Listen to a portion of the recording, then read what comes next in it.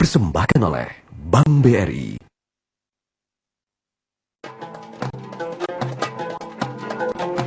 Bismillahirrahmanirrahim. Assalamualaikum warahmatullahi wabarakatuh. Pemirsa, alhamdulillahirrahmanirrahim. Pada hari ini saya Yunus bisa kembali menjumpai Anda dalam tafsir Al-Misbah. Dan seperti biasa selama hampir 1 jam ke depan kita akan menemani Anda. Dan kita akan sama-sama mendengarkan kajian dari Pak Quraish Shihab tentang surat hari ini surat Maryam yang akan dimulai dari ayat ke-16 sampai ke-29. Kita sapa dulu Pak Quraish ya. Pak Quraish, Assalamualaikum. Waalaikumsalam warahmatullahi wabarakatuh. Sambungan lagi dari episode yang kemarin ya, tentang surat Maryam Pak Quraish. Dan hari ini kita luar biasa sekali kedatangan seorang mahasiswa. Ini adalah namanya Ridwan Hakim. Assalamualaikum Ridwan. Waalaikumsalam. Ridwan semester berapa di Universitas Indonesia? Semester 8. Semester 8. Nah, sekarang ini Ridwan ini sudah menduduki menjadi seorang kepala Mapala, ketua Mapala UI katanya. Kerjanya mendaki gunung terus dong. Kalau Mapala itu apa aja tuh? Jadi core kegiatan Mapala itu ada 2, di lingkungan dan pengabdian masyarakat dan kegiatan alam bebas. Oh, berarti sekarang kalau lagi banyak misalnya di Jakarta banyak banjir segala macam membantu juga. Iya. Teman-teman dari Mapala. Kita bantu yang kita bisa aja. Oh, pahala juga ya Pak ya. Oh iya. Oke, Ridwan, kita sekarang akan mendengarkan kajian dari Pak Quraish sama-sama ya. Silakan Pak Quraish. Baik, bismillahirrahmanirrahim. Kalau ayat-ayat yang lalu, episode kemarin, itu ayat-ayatnya berbicara tentang Nabi Zakaria. Nabi Zakaria. Ya. Kali ini berbicara tentang Maryam. Maryam yang dipelihara sejak meninggalnya ayahnya, dipelihara oleh Zakaria. Di sini dimulai ayat 16 itu, A'udzubillahi minasyaitonirrajim, wazkur fil kitabi Maryam idzin tabadat min ahliha makanan syarqiyya. Uraikan juga apa yang tercantum dalam kitab suci Al-Quran ini menyangkut Maryam. Secara khusus, uraikan saat dia pergi menyendiri menjauh dari keluarganya dan mengambil suatu tempat di arah timur. Bisa jadi arah timur rumahnya, bisa jadi arah timur Baitul Maqdis, karena beliau tinggal di Palestina, di Baitul Maqdis. Fattakhadat min dunihim hijaban. Sebelum sampai ke sana, Maryam kemudian bertindak atau melakukan sesuatu yang dapat membatasi keluarganya dari dirinya. Dia membuat seakan-akan ada tabir sehingga dia tidak ditemui oleh keluarganya, dia pun tidak bertemu dengan keluarganya. Kita berhenti sini. Nah, ini untuk apa nih Maryam melakukan? Menyendiri. Ada yang berkata bahwa Allah Subhanahu wa Ta'ala kalau hendak melakukan sesuatu, dia tidak jarang mengilhami makhluknya untuk melangkah dengan langkah-langkah tertentu. Misalnya, kalau akan terjadi gempa, binatang lebih dulu tahu, dia menyingkir. Dari mana dia tahu? Tuhan mengilhami dia, pergi menjauh. Nabi Muhammad waktu mau dapat wahyu, terdorong tanpa dia tahu siapa yang mendorongnya untuk pergi ke Gua Hira supaya dapat menyendiri. Maryam juga begitu. Dia menjauh dari keluarganya, mengambil satu tempat di arah timur. Mungkin maksudnya arah timur itu, biasanya kita berkata, terbitnya matahari itu pertanda munculnya cahaya. Terbenamnya, lahirnya kegelapan. Sehingga orang sering berkata, timur itu lambang dari kesuburan, lambang dari kebaikan, karena dia adalah cahaya. Bisa jadi terdorong Maryam mengambil tempat di arah timur itu, Allah yang mendorongnya, karena ada sesuatu yang sedang dia siapkan buat Maryam. dan diberinya isyarat bahwa itu sesuatu yang berbentuk cahaya. Nah, memang sewaktu dia sudah berasa di sana, menyendiri, menjauh, kami utus kepadanya malaikat Jibril. Maka menjelmalah sang malaikat itu menjadi manusia yang sempurna. Jadi dia menampakkan dirinya sebagai manusia. Itu berarti malaikat bisa menampakkan diri sebagai manusia. Oke. Apa lanjutannya? Qalat inni a'udzu birrahmani minka in kunta taqiya. Begitu dia lihat ada manusia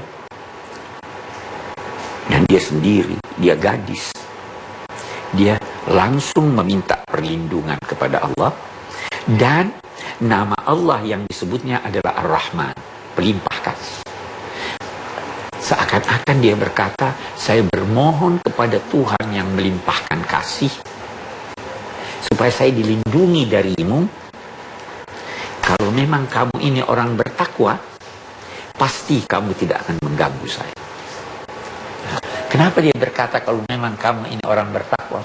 Rupanya Maryam melihat orang ini mukanya orang baik-baik nih. Tapi tetap dia ingatkan. Yeah. Karena malaikat itu kalau tampil dalam rangka atau malaikat itu dilukiskan selalu dengan wajah yang indah. Setan selalu dilukiskan dengan wajah buruk. Jadi dia tampil, dia terus berkata, saya bermohon kepada Allah, Tuhan yang Maha Kasih itu, perlindungan darimu, dan bila engkau memang orang yang bertakwa, sebagaimana kulihat dari tanda-tanda pada wajahmu, tentu engkau tidak akan mengganggu saya. Qala innama ana rasulu rabbik li ahaba laki hulaman zakiya. Malaikat ini yang berbentuk manusia berkata, aku ini tidak lain kecuali utusan Tuhan untuk menganugerahkan kepadamu seorang anak yang suci dan tumbuh berkembang dengan baik. Dia katakan li ahaba.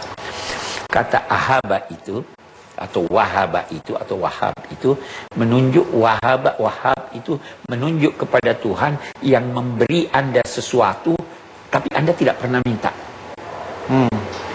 Maryam pernah minta dapat anak? Tidak pernah. Dia masih gadis.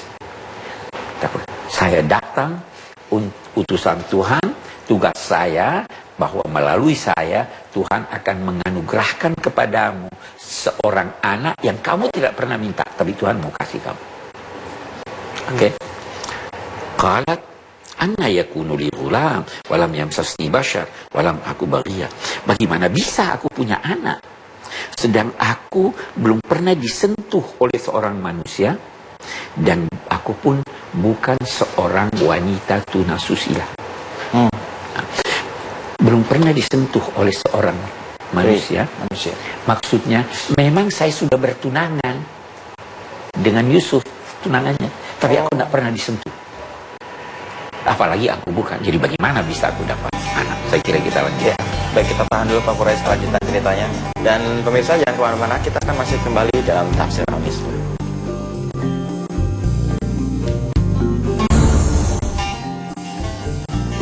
Dulu itu salah satu bentuk ibadah kepada Tuhan adalah tidak bicara.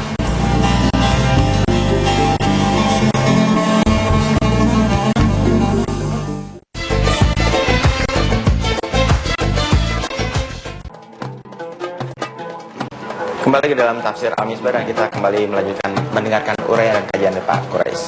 Ya, jadi Maryam merasa heran, bagaimana bisa saya punya anak? Ya, saya belum pernah disentuh oleh seorang lelaki dalam pengertian tertentu. Saya tadi katakan bahwa ketika itu Maryam sebenarnya sudah bertunangan dengan seorang lelaki. Tapi kita lihat, walaupun dia sudah bertunangan, dia belum pernah disentuh oleh tunangannya. Hebat ya. Kalau sekarang bagaimana orang yang bertunangan? Iya, tawa kita. Oke. Dan aku juga bukan seorang wanita tunasusila. Jadi bagaimana bisa aku punya anak? Dijawab oleh malaikat ini, qala kadzalika. Malaikat itu berkata, benar. Engkau tidak pernah disentuh. Engkau bukan wanita tunasusila, Tetapi Tuhanmu berkata, memberimu anak tanpa disentuh oleh seorang manusia itu mudah bagiku. Itu Allah berikan kepadamu untuk menjadi bukti terhadap manusia tentang kuasa Allah. Dan menjadi rahmat dari Allah. Dan itu adalah suatu ketetapan yang pasti, yang tidak bisa diubah lagi. Jadi kamu tidak usah minta, jangan kasih saya itu. Itu ketetapan pasti. Itu mudah bagi Allah. Karena tujuannya ingin menjadi bukti bahwa dia maha kuasa. Ya. Dia bisa menganugerahi anak walaupun tanpa ayah. Oke. Fahamalat. Tiba-tiba dia hamil. Fantabadat bihi makanan qasiyah. Begitu dia lihat berhenti mensnya, hamil, dia lantas mengambil tempat yang jauh, menyingkir dari manusia. Berlanjut setelah sekian bulan, 9 bulan, fa'aja'ahal mukhad, maka kontraksi yang terjadi di dalam perutnya karena mau melahirkan itu mengantarnya pergi ke pangkal pohon korma untuk bersandar. Dia kesakitan, bersandar, tidak ada orang. Qalat ya laitani mitlu qabla hadza wa kuntu nasyan mansiya. Ketika itu dia berkata, aduhai, alangkah baiknya kalau aku ini tidak pernah ada. Aku malu, hamil, tidak ada suamiku, pasti dituduh macam-macam.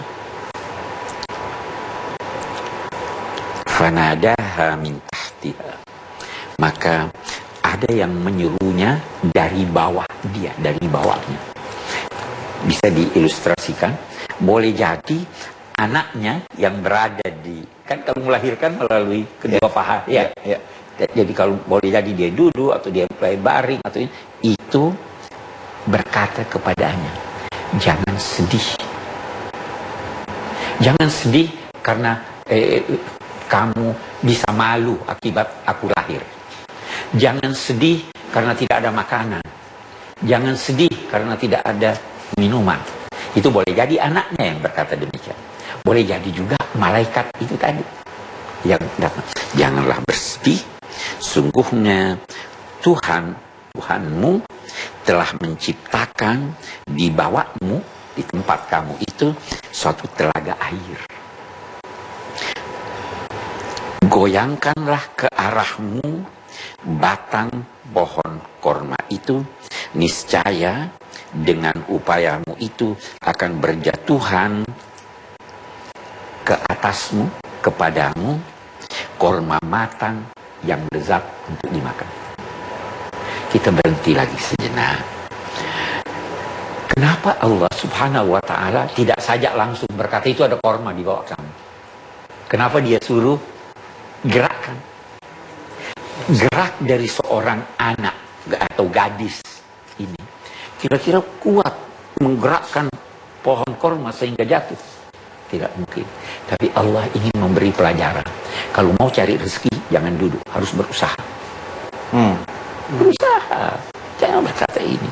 Maryam pun, walaupun Tuhan sudah menciptakan anaknya secara luar biasa, dalam konteks makan, minum, dan lain-lain sebagainya, beliau ditugaskan. Walaupun kerjanya itu tidak berpengaruh sedikit pun. Tidak menggoyangkan pohon korma ini. Tetapi Tuhan yang mengatur. Selanjutnya, fakuli washrabi wa qurri aina, makanlah, minumlah dari air telaga itu, bersenanglah, senangkan hatimu. Jangan takut dengan macam-macam tuduhan orang. Nanti kalau kamu melihat ada seorang manusia dan melihatmu menggendong bayimu, katakanlah kepadanya, saya bernazar demi Tuhan yang Maha Pengasih untuk berpuasa, tidak berbicara. Sauman itu artinya menahan diri. Siam itu kita ada siam, menahan diri, tidak makan, tidak minum, tidak ini. Sauman, menahan diri, tidak bicara. Sauman, siam. Ya kan? Saya bernazar, bertekad tidak akan berbicara dengan seorang manusia pun. Tidak ada orang yang seperti itu. Dulu itu salah satu bentuk ibadah kepada Tuhan adalah tidak bicara. Bicara ini bisa menjerumuskan. Ya. Sisa dari ibadah itu yang dulu ibadah, sisa dari ibadah itu sekarang dalam bentuk hening cipta. Kita kan berhening cipta, merenung, ya. Walaupun hening cipta bukan ibadah dalam Islam, tetapi itu salah satu cara. Allah Subhanahu wa Ta'ala ingin berkata begini, Maryam, kalau kamu bicara bisa bertengkar orang. Kamu tidak punya bukti yang serius dari pembicaraanmu untuk membuktikan bahwa kamu tidak berzina. Jadi lebih baik diam. Kita pun sekarang begitu. Ada tuduhan macam-macam, kita berusaha membela diri. Tapi kalau tidak ada bukti, bagaimana? Kita tidak bisa mengajukan bukti. Serahkan pada Allah. Dia akan bela Anda kalau Anda benar. Fa'atat bihi qaumaha tahmiluhu qalu ya Maryam laqiti syai'an fariya. Mendengar itu, dibawanya anaknya ini menuju kaumnya, masyarakatnya. Digendongnya anaknya. Ketika mereka melihat Maryam bawa anak, mereka lantas berkata, sungguh engkau telah melakukan suatu perbuatan yang mungkar, yang sangat buruk. Kamu berzina punya anak. Ini perbuatan yang sangat buruk. Ya ukhta Harun, makana abuki berasu, wa makanat ummuki baghiya. Wahai orang baik-baik.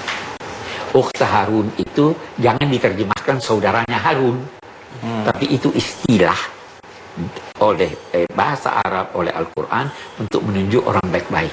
Kamu itu orang baik-baik. Ibumu, ayahmu bukan orang jahat. Ibumu bukan penzina. Kok kamu bisa begini? Dia tidak mau bicara. Fa'asyarat ilaihi qalu. Fa'asyarat ilaihi. Terus Maryam, dia hanya beri isyarat karena dia tidak mau bicara. Dia tunjuk anaknya. Qalu, mereka berkata, kaifa nukallimu man kana fil bahdi sabiyya? Bagaimana kami mau berbicara dengan anak yang masih yang umurnya masih dalam umur ayunan? Sang anak tiba-tiba berbicara, berkata, ini Abdullah, saya ini hamba Allah. Dia menganugerahkan saya kitab suci dan dia menjadikan saya seorang nabi. Saya kira itu sampai di situ. Baik Pak Quraisy, bertahan lagi untuk sementara waktu dan juga untuk itu nanti kita akan ada waktunya untuk bertanya kepada Pak Quraisy ya. Baik pemirsa, janganlah kemana-mana, kita akan masih kembali ke dalam Tafsir Al-Misbah.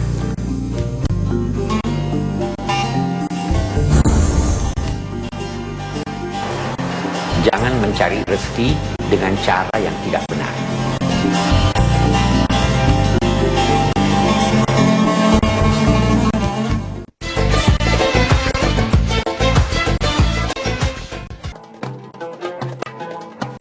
Terima kasih Anda masih bersama kami dalam Tafsir Al-Misbah. Dan seperti biasa pada segmen berikut ini kita akan menerima pertanyaan dari beberapa pemirsa Anda di rumah, Pak Quraisy, dan juga nanti mungkin Ridwan akan bertanya juga. Tapi kita dengarkan dulu atau kita lihat dulu pertanyaan yang pertama dari pemirsa. Silakan. Assalamualaikum warahmatullahi wabarakatuh. Pak, saya ingin bertanya bagaimana sikap kita seharusnya jika kita difitnah seseorang. Terima kasih. Assalamualaikum warahmatullahi wabarakatuh. Waalaikumsalam warahmatullahi wabarakatuh. Fitnah katanya, gimana cara menyikapi kita di fitnah?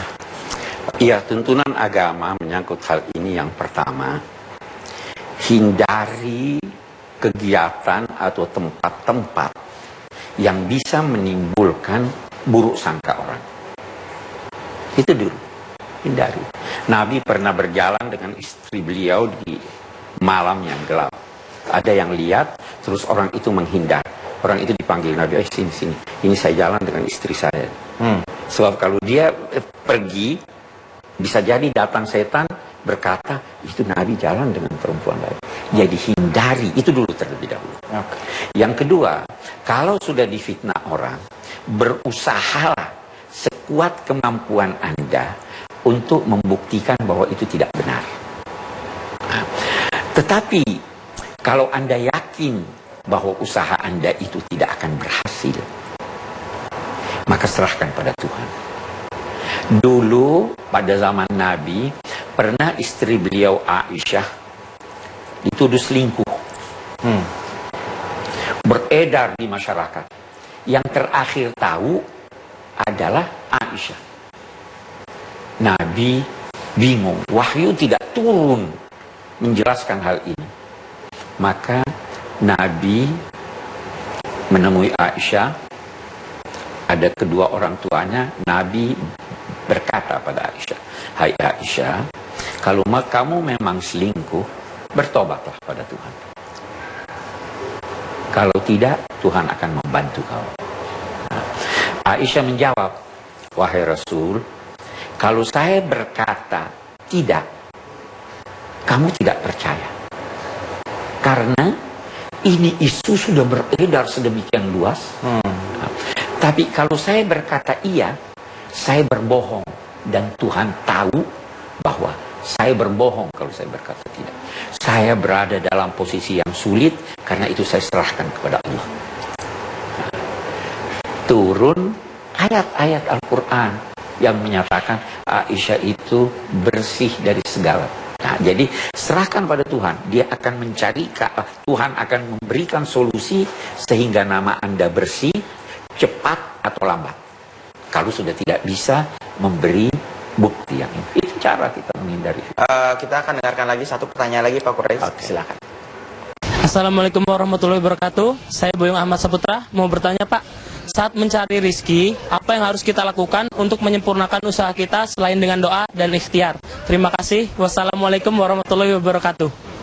Waalaikumsalam warahmatullahi wabarakatuh. Menyempurnakan rezeki dengan selain doa dan ikhtiar, apalagi Pak? Iya, selain doa dan ikhtiar, Mencari rezeki. saya kira yang pertama begini dalam soal rezeki. Mulailah dari kesucian.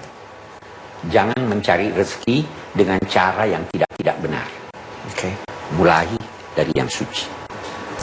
Yang kedua, bersungguh-sungguhlah mencari rezeki. Jangan setengah-setengah.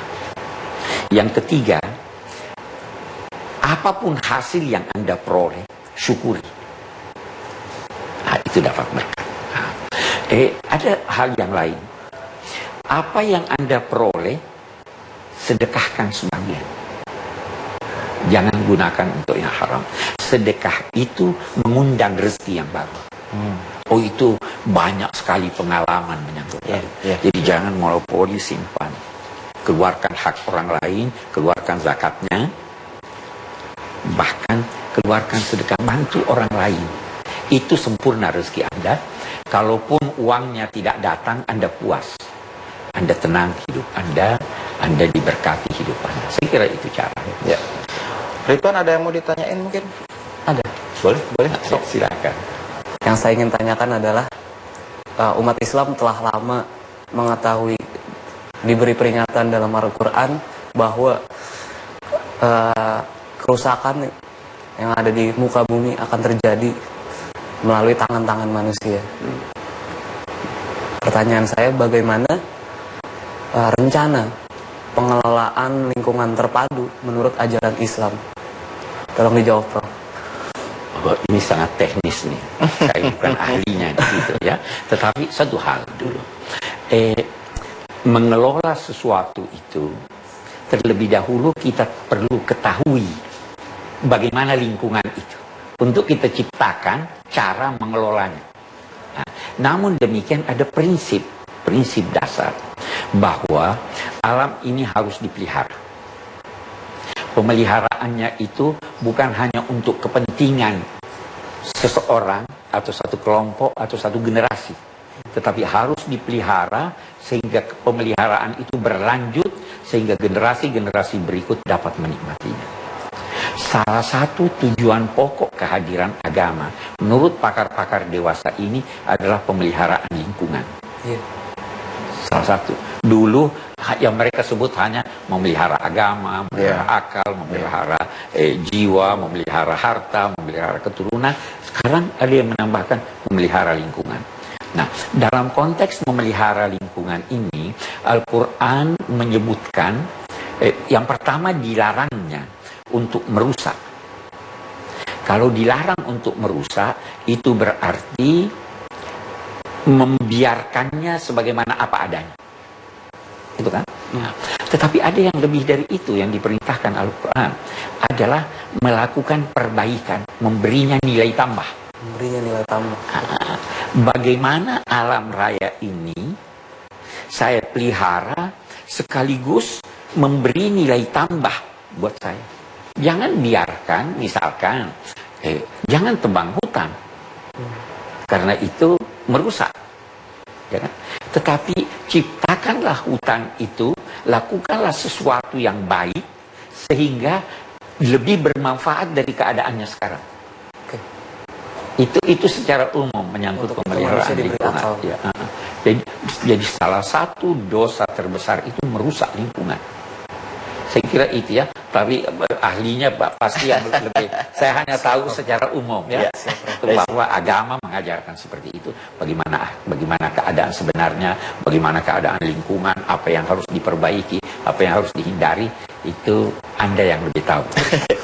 Baik, kita tahan dulu Pak Quraisy dan juga Ridwan. Dan juga pemirsa jangan kemana-mana, kita akan masih kembali lagi tetap dalam Tafsir Al-Misbah.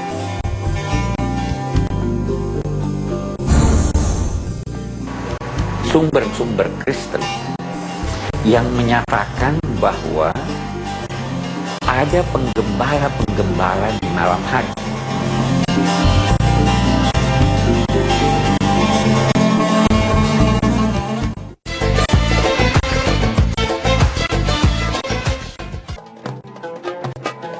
Kembali lagi ke dalam Tafsir Al-Misbah dan masih ada kesempatan untuk kita bertanya. Ridwan, nih kalau boleh saya dulu bertanya ke Pak Quraisy, boleh ya? Pak Quraisy, tadi di uraian yang di segmen pertama Bapak bercerita bahwa Maryam mempunyai tunangan Yusuf.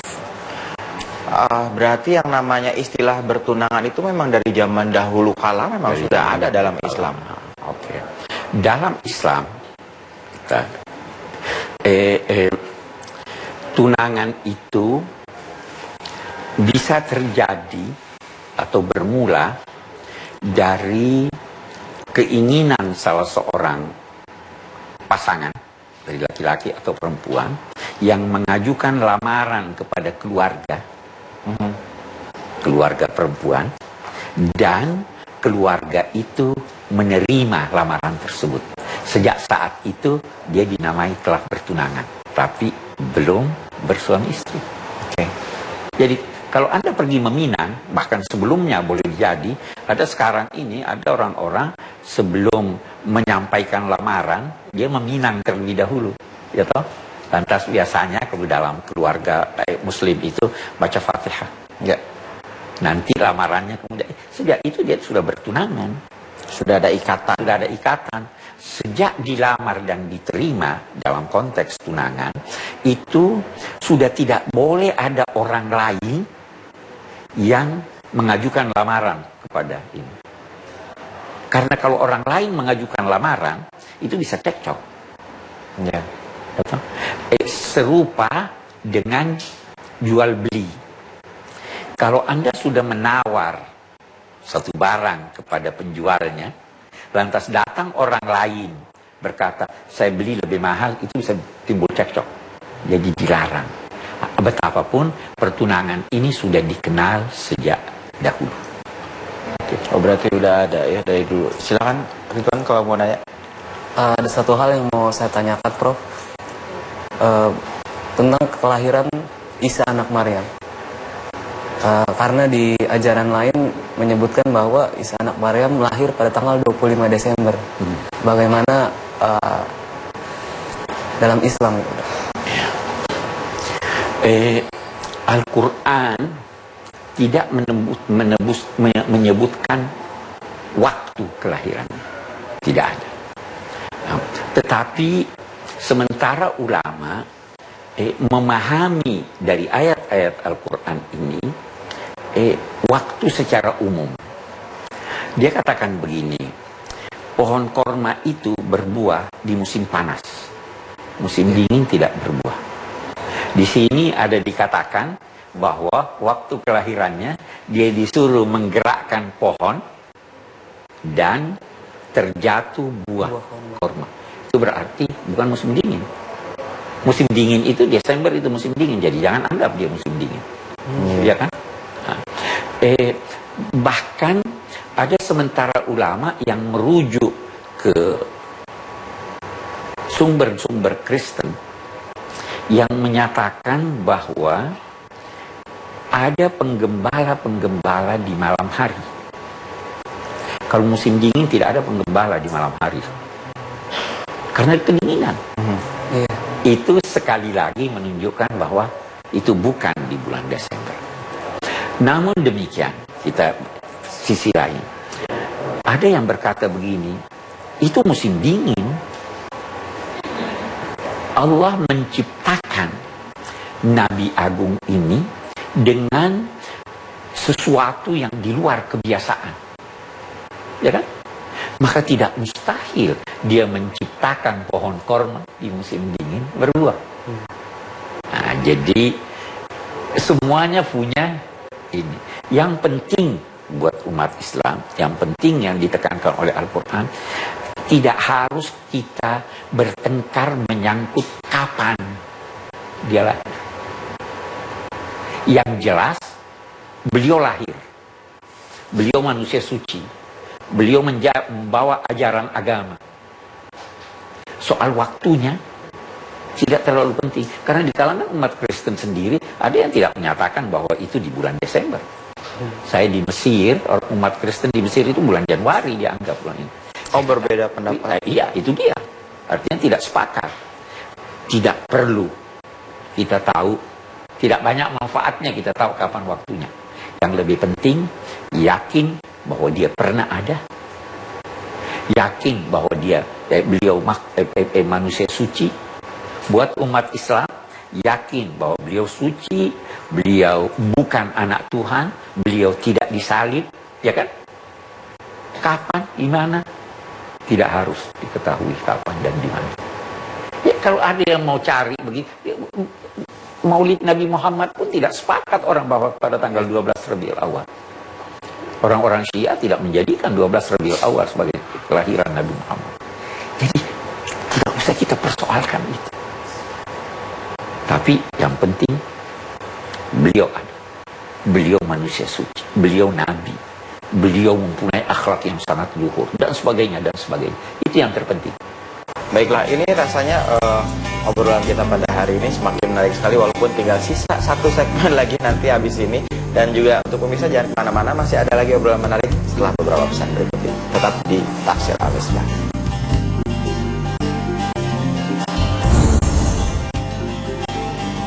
Ada satu anak pernah bertanya pada saya, Pak, itu anak jin pergi sekolah juga atau tidak?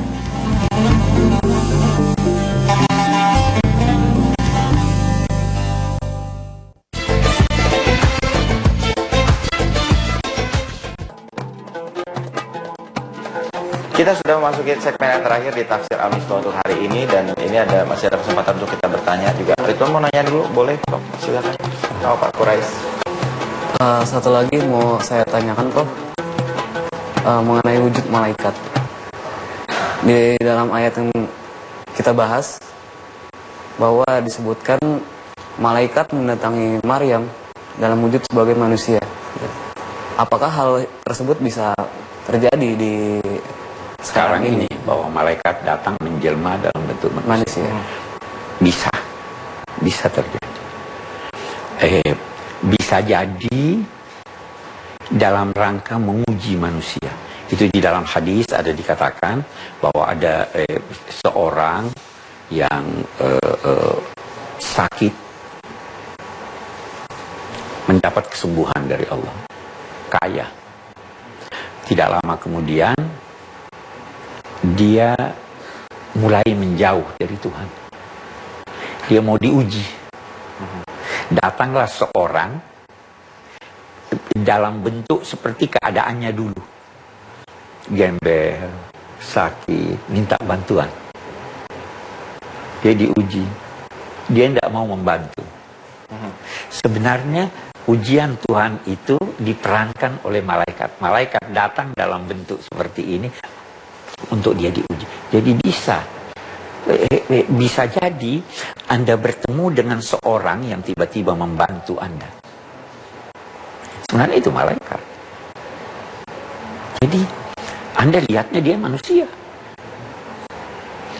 Setan juga bisa menampakkan dirinya dalam bentuk manusia. Bisa jadi dalam bentuk ular, bisa jadi dalam bentuk apa. Jadi kemampuan malaikat, kemampuan jin bisa berbentuk dengan berbagai bentuk. Malaikat biasanya berbentuk manusia. Ketika Nabi mendapat wahyu, tidak jarang malaikat datang dalam bentuk manusia. Pernah satu ketika Nabi sedang duduk, Sayyidina Umar bercerita, tiba-tiba datang satu orang yang tidak seorang pun di antara kami mengenalnya. Dia datang dengan pakaian putih bersih, rambut rapi. Kami terheran-heran. Ini orang kami tidak kenal, jadi pasti pendatang. Ya. Tapi kalau pendatang, kenapa tidak ada bekas-bekas? Pakaiannya masih bersih, rambutnya masih rapi. Orang itu lantas datang kepada Nabi, duduk di hadapan Nabi, bertanya, apakah Islam? Apakah iman? Apa tanda-tanda hari kiamat? Nabi jawab, kemudian orang itu pergi. Sewaktu dia pergi, Nabi berkata, kamu tahu siapa yang datang tadi? Dia bilang, tidak. Itu tadi malaikat Jibril. Datang bertanya untuk mengajar kamu. Waktu mereka lantas mau cari, sudah menghilang. Jadi berarti dia datang dalam bentuk manusia kepada Nabi. Dan dilihat oleh orang banyak. Nabi yang menjelaskan pada kita bahwa itu malaikat Jibril. Sekarang kita tidak tahu itu. Boleh jadi dia datang, tapi kita tidak tahu bahwa dia malaikat. Jadi bisa. Ada lagi istilah Pak, tadi ada malaikat, ada jin. Sering mendengar istilah jin baik. Kalau ada di masjid, di tempat-tempat yang baik, itu adalah jin yang baik. Kata. Ada jin, ya kalau jin kan biasanya kita dengarkan hal-hal yang tidak baik gitu. Itu gimana Pak pendapat seperti Memang itu? benar. Jin itu serupa dengan manusia. Dia punya masyarakatnya. Ada lelaki, ada perempuan, ada anak-anak. Ada yang baik, ada yang buruk. Ada jin muslim, Ya, ada jin muslim. jin kafir. Dia seperti manusia. Yang beda, salah satu perbedaannya adalah jin makanannya beda dengan makanan manusia. Salah satu perbedaan. Tapi dia bisa baca Quran. Dia belajar. Ada satu anak pernah bertanya pada saya, Pak, itu anak jin pergi sekolah juga atau tidak? Saya jawab iya. Karena jin pernah berkumpul di masjid di Medina untuk mendapat pengajaran dari Rasulullah SAW. Itu sebabnya di Medina ada masjid namanya Masjid Jin. Ya, masjid jin. Masjid Jin. Di situ pernah berkumpul jin untuk belajar, untuk mendengar ini. Anak-anaknya juga diajar, tapi bagaimana caranya ininya kita tidak tahu. Tapi masyarakatnya seperti masyarakat manusia. Baik Pak Quraish, sekarang tiba waktunya untuk membacakan kesimpulan untuk hari ini dari Kesimpulan hari Quran Surat Maryam ayat ke-16 sampai 29. Surat Maryam ayat ke-16.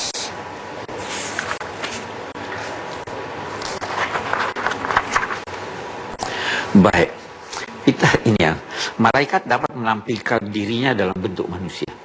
Gitu. Seseorang yang menghayati bahwa Allah adalah Rahman akan berusaha memantapkan pada dirinya sifat rahmat dan kasih sayang sehingga sifat tersebut menjadi ciri kepribadiannya. Tuhan pelimpah kasih. Saya diberi kasih oleh Tuhan. Ini harus tertanam dalam jiwa Anda sehingga waktu keluar dari diri Anda, keluarnya juga rahmat. Kalau Anda sakit gigi, Anda jengkel. Ya. Yang keluar pada saat Anda sakit gigi, kalau perlu musik dipadamkan.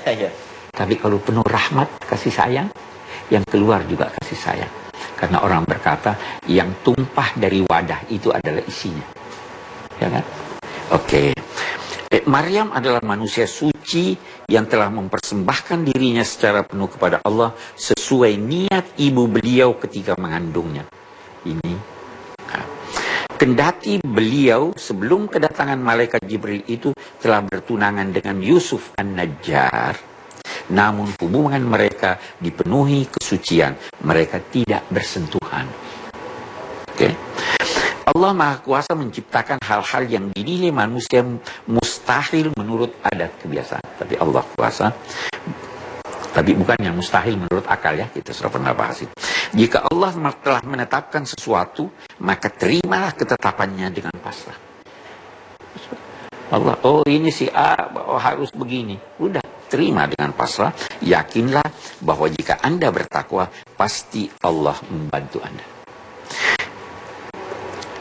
Kendati penciptaan Isa alaihissalam dilukiskan dengan melalui firman-Nya, kun jadilah maka jadilah, tetapi kelahirannya itu melalui proses yang wajar dan lumrah. Tidak berayah, tapi kelahirannya ibunya ya sakit perut juga. Seperti biasa. Ya kan? Itu. Pakai proses. Ya kan?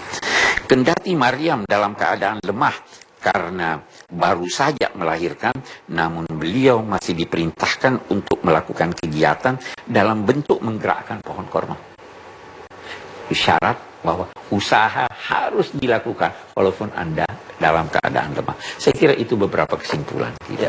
Baiklah Pak Quraisy, terima kasih atas kesimpulannya untuk hari ini, dan juga Ridwan, terima kasih sudah hadir di sini. Dan pemirsa, alhamdulillah kita sudah sampai di penghujung acara untuk tafsir Al-Misbah pada hari ini. Insya Allah kita akan masih jumpa lagi esok hari, masih bersama saya Yunus. Wabillahi taufiq wal hidayah. Wassalamualaikum warahmatullahi wabarakatuh.